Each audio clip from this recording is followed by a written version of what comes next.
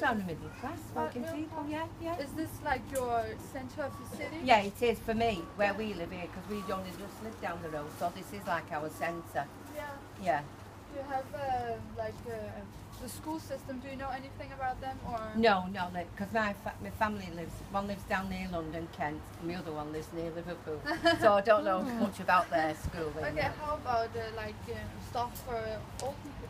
Elder people? Older people. Older people, yeah. Older people. Old age people. It's not much for us really, is it, Derek? Is there anything you guys can do? Like in Denmark, you can go to bingo. Oh, that's my one night a week ago. Oh. Do like me bingo. I do like me bingo, don't I? I only go once. Here too? Yeah, oh yeah, not far from me. It's only just over Bellevue. How about some gymnast or something? Oh yeah, they've got a new massive gym just open on the open shop. Not here, right over on Open Shop.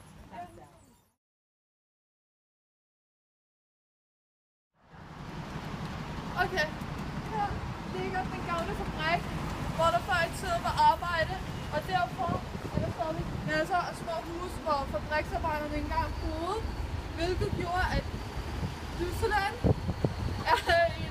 var en middelklasse, hvor dem fra middelklassen boede.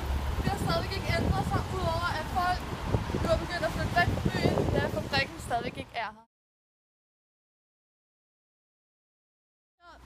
Okay.